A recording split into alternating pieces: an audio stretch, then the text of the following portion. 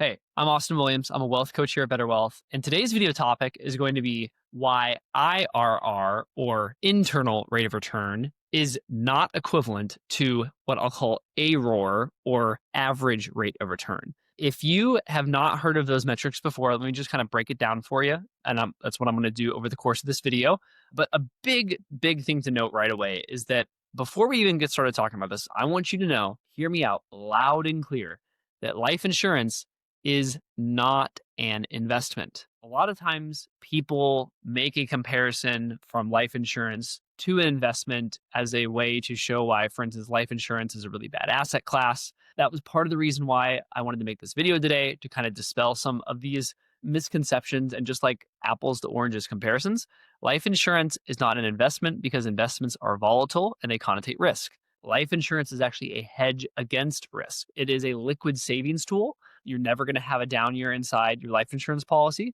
Unlike with stocks, it's not to say that stocks are bad. Hear me out with what I'm saying. It's not to say that just because it's not risky, it means life insurance is good and everything else is bad. It's just different. And to compare life insurance to volatile assets and use the average rate of return of volatile assets to the internal rate of return of life insurance is just like wrong thinking. And I'm going to kind of break down mathematically kind of why that is the case. So let's look at AROR versus IRR, right? So AROR, average rate of return, what is it? It's a very commonly used financial metric to measure the success of an investment, a volatile asset over time. It basically is the average return equals the sum of returns divided by the number of those returns. It makes very simple mathematical sense. Now there's IRR, or the internal rate of return. Now the internal rate of return, this is the exact appropriate definition. So I'm going to quote this, and then I'm going to tell you kind of my slightly different Austin definition for this. It's the discount rate at which the net present value of all cash flows, and this is inflows and outflows, from a project equals zero. And then here is a sort of convoluted mathematical equation to represent it. Now, it takes into account that a dollar earned today is worth more than a dollar in the future because of its earning ability over time. Now, the way I would define IRR is that it is the amount that an outflow today, or you think of an outflow as like a negative, like you're spending money, would have to appreciate into the future to some point in the future, which has a certain set amount. How much would it have to earn every single year, in this case, between this point right now and this point in the future to make this net initial outflow equal zero, or the net present value?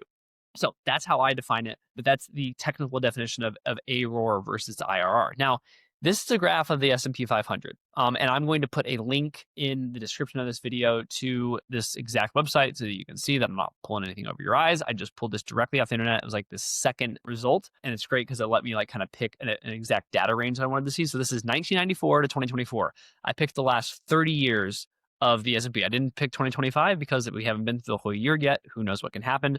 So this is the last 30 full years of it. All right. So mostly, as you see, it is years that are positive, with approximately 8 years out of that 30-year period that are negative, right? That's a very common, because usually we only have a down year about once every 4 years in the S&P. So this is a very statistically average set of years. Okay, so average rate of return here. So the average rate of return for the S&P 500 over the last 30 years, from 94 to now, was 10.31%. So let's imagine that you started investing $1,000 in a no-load fund that mirrors the S&P 500 with no advisor fees. So this is like the best case scenario, right? So let's say you take 1,000, you're putting it in a no-load fund, and you have no advisors, right? So this is like the best possible case scenario. So in 2024, if you actually had 10.31% a year, you should have about $19,000. That's, 10.31% a year is fantastic. But in reality, if you multiply that $1,000 initial outflow by the year-over-year gain and loss of the S&P 500, you'd actually have $12,608. And I know that some of you who are thinking here, what is like, that's hogwash. There's no way it's that much less. It is. You probably will feel the need to do the math by yourself, and that's fine. Go do it. Because when I read Caleb's book initially, when he went over this, I did not think that this was true. So I literally had to do the math myself until I realized that it was true. But in reality, you'd have $12,608. So that's an actual rate of return of 8.8%. which still isn't bad. 8.8% is still pretty good, but it's not 10.31%. So let's take an example of it, just kind of like, and you might be asking yourself, like, why does this happen? Like, why is there such a delta between the average and the actual? Well, let's say you start out with $1,000, and then let's say this year you have a 50% loss, and then next year you have a 50% gain. If you're kind of maybe like the simpleton way of thinking of that would just be like, oh, you just be back at $1,000 because 50% down, 50% up, you're back at even. No, that's actually not the case. So if you took 50% off 1,000, that's 500. So let's say you lost 50%, and then next year you gained 50%. So you gained 50% on 500, which is only 250, and that means you're only actually at 750 at the end of those 2 years. So your average rate of return is 0% because, once again, you take the sum of all returns, which is the 50% negative plus the 50% positive, and you divide it by the number of returns. So 0 divided by 2 equals 0. So you think, oh, average rate of return is just 0. No, but your actual rate of return is actually negative 25%. $750 is 25% lower than 1,000. So another example here. So let's say you start out the same $1,000, but this year you have 100% gain. You're like, oh, it's fantastic. And the next year you only have a 50% loss. And you're like, oh, I'm going to be ahead because plus 100 minus 50, that's still like 50% is still somewhere in the works there, right? No, actually. So if you make 1,000% on your investment this year, so right now you have $2,000 at the end of year one, and then you have 50% loss. 50% of 2,000 is 1,000. So subtract that from 2,000 and you're back to 1,000. So your average rate of return is actually 25% because it's plus 100 minus 50 divided by 2, and that's 25.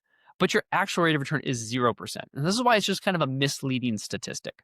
So note that losses actually affect you more than an equivalent gain here. So now let's actually factor in a different thing, which is the AROR, average rate of return. And let's say you have an advisor fee. So across the industry, advisor fees average between basis points 2%. Robo-advisors can be a little bit less. Human advisors usually 1% to 2%. So let's say you added a 1% modest advisor fee to that original initial investment. And so every year, whether or not it does well or does poorly, the advisor gets 1% of the funds that you have invested. 1% of them. That is the dirty truth of advisors. So your return after 30 years would now only be $9,232. And that's an actual growth rate of only 7.7%.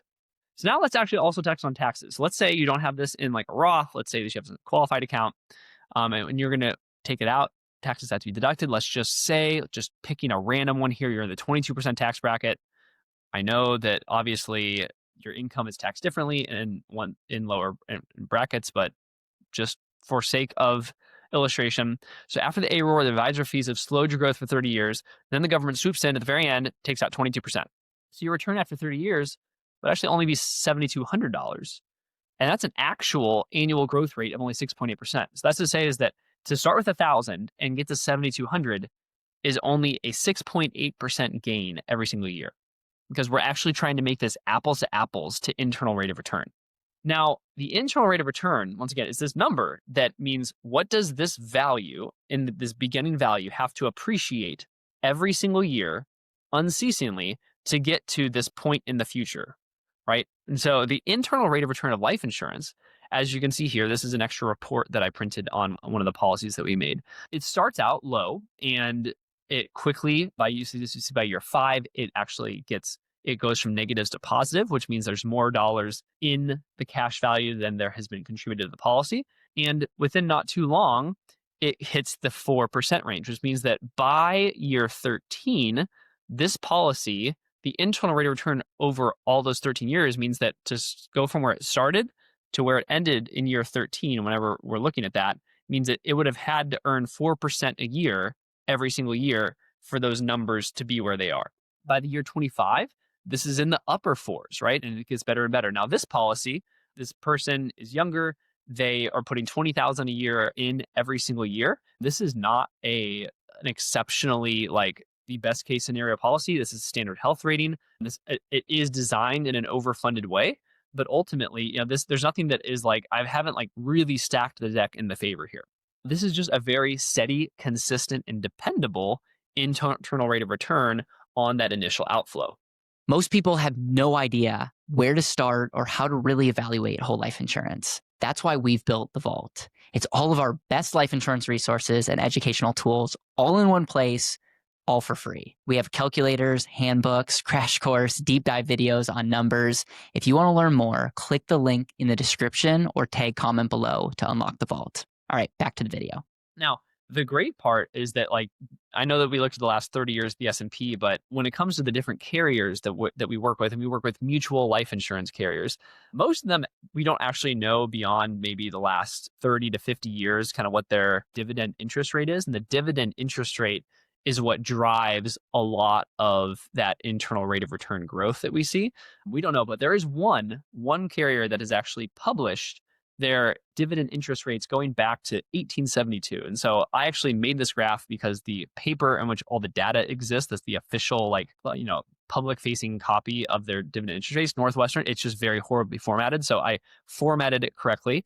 And I also added in some of the more recent years that was left off of that sheet. And that sheet is also going to be linked in the description of this video below. But as you see over time, ever since 1872, this has been the dividend interest rates of Northwestern Mutual. So it goes from like a high of over 10% there in the 1980s, and there was like a low of, in the 3% range in the 1950s. But it has always been positive. This is why there's never a down year inside your life insurance policy, is that the dividend interest rate is only ever going to appreciate your policy. Now, disclaimer, dividends are not guaranteed, but considering the performance of these carriers, we do certainly assume them. And as you see, there's a very consistent performance over the last 153 years at Northwestern to award dividends. So as you see, 153-year average is 5.68%. So that means on average, the money is growing at 5.68% a year. And there's never a point in which it loses, because it's the losses that actually affect your money, more so than an equivalent gain does. So really, really cool just to see kind of why, if you do choose to use life insurance as a liquid savings tool, that there's just a really strong history of growing your money inside your policy with the profits of the carrier, because that's what dividends are. And then here is that same policy inside life insurance. And this is the same one. Once again, he is in his mid-20s and standard health rating. And what I did is I did an RPU, and that's where I reduced paid up the policy at age 26. So he doesn't put in anything else after age 26, and the policy is just growing, growing, growing.